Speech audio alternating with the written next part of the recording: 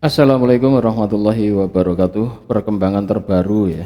Ini soal STT Nias. Ternyata Gapai Sumatera Utara resmi ya melaporkan STT Nias ke Poldasu, Polisi Polda Sumatera Utara.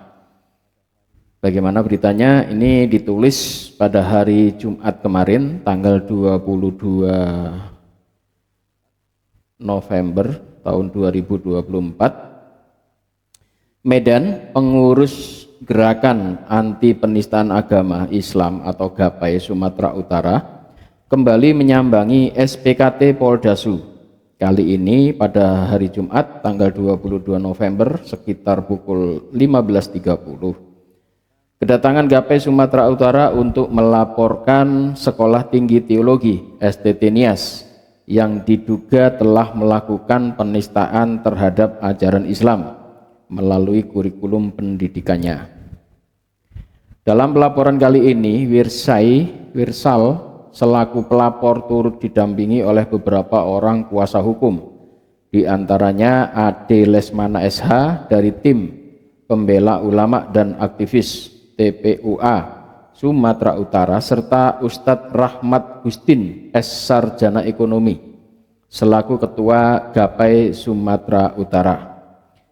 Sedangkan untuk saksi pelapor adalah Taufik Ismail dan Iqbal Nasution. Kepada petugas SPKT Poldasu, Wirsal mengungkapkan bagaimana STT Nias telah melakukan penafsiran tanpa dasar ilmu pengetahuan atas surah Al-Fatihah, di mana hal demikian telah membuat marah kaum muslim di seluruh daerah, khususnya di Medan. Semua penistaan yang dilakukan oleh STT Nias terhadap ajaran Islam terangkum secara lengkap di situs website milik mereka, yakni www.sttnias.ac.id, sebut Wirsal. Proses pembuatan LP selesai pada pukul 16.30 dengan ditandatanganinya bukti LP lapor LPB /11/2024/SPKT Polda Sumatera Utara oleh Wirsal selaku pelapor. Gapai Sumatera Utara berharap agar penyidik Poldasu segera menindaklanjuti dugaan kasus penistaan terhadap agama Islam demi terciptanya situasi yang kondusif antar umat beragama di Sumatera Utara, harap Ketua Gapai Sumatera Utara Ustadz Rahman Gustin. Para pengurus Gapai Sumatera Utara dan tim pembela ulama dan aktivis TPUA Sumatera akhirnya bersama-sama melaporkan Sekolah Tinggi Teologi STT Nias ini ke Polisi Polda Sumatera Utara. Ya, ini mereka hari Jumat kemarin resmi melaporkan STT Nias kepada Polda Sumatera Utara. Seperti diketahui, kasus STT Nias ini mencuat saat ditemukannya website yang mengatasnamakan STT Nias dengan 12 materi pengajaran soal Islamologi, dan ternyata di dalamnya banyak sekali kalimat-kalimat yang melecehkan dan memojokkan umat muslim ya, terutama penafsiran surah Al-Fatihah. Kemudian Allah itu disamakan dengan naga iblis, kepala naga, kepala iblis atau pokoknya Allah itu disamakan dengan iblis lah pokoknya. Dan banyak ya, ada 12 materi soal Islamologi. Dan hari ini ya, beberapa hari ini ternyata website itu setelah kita klik itu sekarang websitenya memang sudah ditutup. Saat mula-mula kasus ini ramai, saya sempat juga melihat dan sempat men-screenshot ya.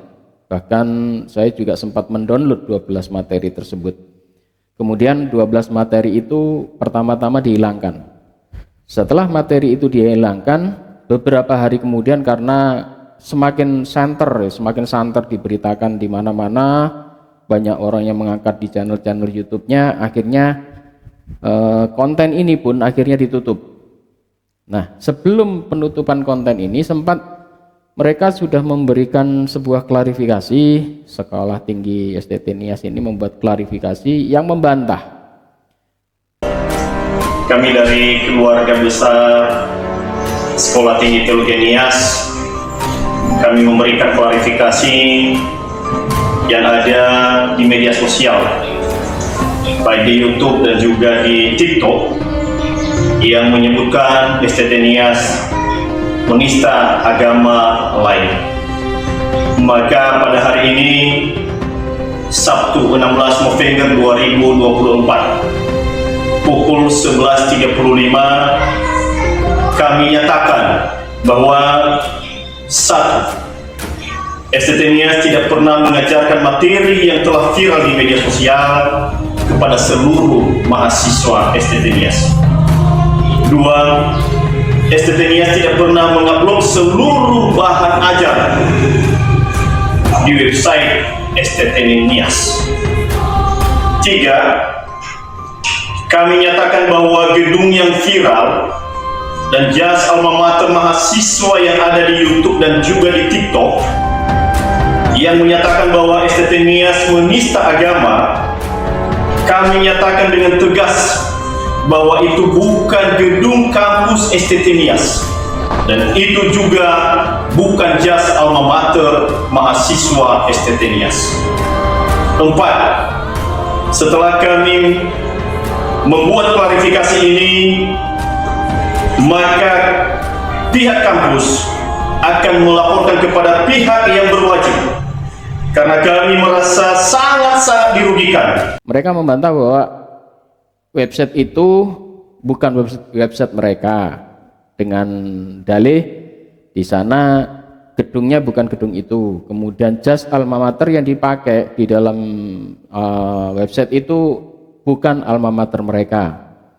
Dan bahkan mereka juga mengancam akan melaporkan orang-orang yang terlibat dalam pemberitaan STT Nias yang merugikan STT Nias. Nah, lucunya beberapa hari kemudian STT Nias ini juga membuat klarifikasi kedua. Nah, ini klarifikasi keduanya. Saya Ketua Sekolah Tinggi Teologi Nias atas nama Wanita Zega FPDK memberikan klarifikasi berita yang viral di media sosial yang menyebutkan STT Nias menista agama Islam. Sehubungan dengan video pertama yang telah dibuat pada hari Sabtu tanggal 16 November 2024 pukul 11.35 WIB, pada hari ini Selasa 19 November 2024 pukul 16 WIB, bertempat di kantor STT Nias, Jalan Golkar, Desa Iromogeba, Gunung Story. Kami STT Nias sepakat untuk membuat video klarifikasi kedua guna penyempurnaan video klarifikasi pertama sebagai berikut. Atas nama Sekolah Tinggi Teologi Nias, Wanita Zega, Ketua STT Nias, menyatakan: 1. STT Nias tidak pernah mengajarkan materi yang telah viral di media sosial tersebut pada seluruh mahasiswa STT Nias. 2. STT Nias tidak pernah mengupload seluruh bahan ajar mata kuliah di website STT Nias karena sistem pembelajaran di STT Nias dilakukan secara manual. 3. Gedung dan jas alma mater mahasiswa yang viral di cover beberapa akun YouTube yang menyatakan STT Nias menista agama Islam dan mengajarkan ujaran kebencian. Kami nyatakan dengan tegas bahwa itu bukan gedung kampus STT Nias dan bukan jas alma mater mahasiswa STT Nias. 4. Seluruh dosen dan mahasiswa STT Nias tidak pernah menggunakan dan mengupload semua bahan ajar di website STT Nias, dan perlu kami informasikan bahwa yang membuat website www.sttnias.ac.id bernama Santo dan tinggal di Jawa Tengah, namun nomor handphone kontak telah hilang berdasarkan keterangan Ketua Yayasan Kudus Mandiri yang lama, dalam hal ini Bapak Radius Purnawira Hulu ST SH MH. Kelima, akun Facebook, YouTube, TikTok, email sttnias@gmail.com dan website www.sttnias.ac.id yang mengatasnamakan STT-NIAS atau pengurus STT-NIAS. Kami pihak STT-NIAS menegaskan, bukan kami yang membuat dan bukan kami admin pengelola, karena kami pihak STT-NIAS sama sekali tidak tahu passwordnya. Enam, setelah kampus STT-NIAS memberikan klarifikasi berita yang viral tersebut, maka pihak kampus akan melaporkan kepada pihak yang berwajib, karena kami sangat dirugikan dan mencemarkan nama baik STT-NIAS. Gunung Sitoli, 19 November 2024. Nama Sekolah Tinggi Teologi NIAS, Foanita Zega MPDK selaku Ketua STT NIAS. Terima kasih. Salam. Salam. Yahoo. Yahoo. Ternyata dalam klarifikasi kedua ini mereka menuduh bahwa konten ini yang membuat adalah Santo yang rumahnya katanya ada di Jawa ya, dan mereka tidak bisa masuk atau mengakses website tersebut. Tetapi beberapa kejanggalan ditemukan, ternyata mereka masih bisa mengedit, mereka bisa merubah susunan struktur pengurus, mereka juga bisa menutup website tersebut.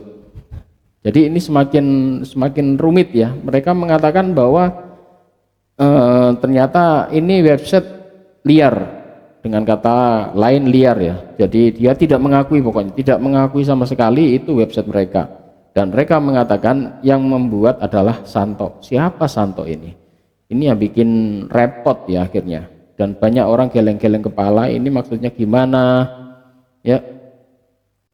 Ya, yang jelas mereka akhirnya membuat bantahan yang kedua itu semakin membingungkan, bahwasanya website tersebut mereka tidak mengakui, dan website tersebut ada seseorang yang membuat. Padahal kalau kita lihat website tersebut ya, itu terhubung ke YouTube mereka, ke Instagram, ke Facebook, bahkan ada tempat klik untuk tempat pendaftaran. Di sana juga ada nomor WA, dan juga dimuat ya beberapa kegiatan-kegiatan kampus itu juga dimunculkan di website tersebut. Dan kita ketahui bahwa ini website resmi ya, website resmi, dan website ini berbayar. Jadi terakhir pembayaran setelah dicek oleh seorang Kristen ya, seorang YouTuber Kristen di Layar Teologi itu tertanggal November kemarin masih sempat membayar langganan untuk membayar hostingnya itu ya, untuk membayar website itu, karena website itu website berbayar, dan website itu bukan website gratisan seperti Blogspot atau WordPress ya, tetapi website itu website khusus untuk sebuah lembaga, dan untuk mendaftarnya pun itu tidak mudah karena harus disertai dengan beberapa persyaratan. Dan ya kalau itu institusi seperti kampus itu pasti dilampiri surat izin lah segala macam ya, dan itu tidak mudah sebetulnya untuk membuka website seperti itu. Kalau seseorang pribadi tanpa dasar tanpa tujuan yang pasti, yang ngapain ya bikin website kampus berbayar lagi, dan di sana isinya adalah menampilkan kegiatan-kegiatan kampus. Tetapi di saat rame-rame soal adanya link-link yang isinya menghujat Islam, mereka rame-rame angkat tangan, seakan-akan lepas tangan dan saling tidak mengakui Bahkan ini dilemparkan kepada seseorang yang bernama Santo. Siapa Santo ini? Tanda tanya, karena ya belum diketahui orangnya, dan dari pihak STT juga belum memberikan kejelasan. Bahkan STT sendiri merasa bingung, tidak bisa menemukan di mana ini Santo, siapa Santo. Ini kan lucu ya. Ya itu PR ya kalau ini sempat naik sampai ke kepolisian, bahkan sudah dilaporkan tadi oleh Gapai. Dan kalau kepolisian serius menangani ini dan akan menyelidiki, ini akan menarik. Karena apa? Karena ini bisa dilacak siapa ini yang membuat, siapa yang memposting ya. Meskipun sekarang websitenya kalau diklik memang sudah tidak bisa muncul karena mungkin dihapus atau di privat, tidak tahu ya. Tapi yang jelas kemunculan website ini teka-teki ya. Teka-teki ini semakin rumit karena mereka tidak mengakui, dan muncul yang dikambing hitamkan seseorang yang bernama Yanto. Ya kita tunggu saja ya perkembangannya, apakah ini bisa dipecahkan oleh pihak kepolisian atau nanti dari pihak STT bisa menemukan siapa si Santo ini, biar masalah ini menjadi clear. Dan kalau seseorang yang bernama Santo ini bersalah memposting dengan postingan-postingan menghina dan juga sudah dilaporkan, harusnya pihak STT juga melaporkan si Santo ini. Kenapa? Karena berani-beraninya membuat website tanpa persetujuan baik itu pimpinan STT atau ketua yayasan ya. Kalau ini benar-benar mereka memang tidak tahu sama sekali, harusnya mereka melaporkan ini Santo ini. Karena apa? Karena Santo ini yang membuat website, bahkan di situ ada nomor WA, dimunculkan nomor pendaftaran, bahkan memuat beberapa kegiatan STT. Jadi tidak mungkin lah kalau si Santo ini bukan orang dalam ya, orang dalam kepengurusan STT tersebut. Ya, semoga teka-teki ini bisa segera ditemukan, dan jelas sudah dilaporkan ke kepolisian. Kalau Bapak polisi serius menangani ini dan mau menyelidiki siapa ini yang membuat website, ini akan sangat menarik. Kita tunggu saja ya. Demikian dari saya, mohon maaf jika ada salah kata. Wabillahi taufiq wal hidayah. Wassalamualaikum warahmatullahi wabarakatuh.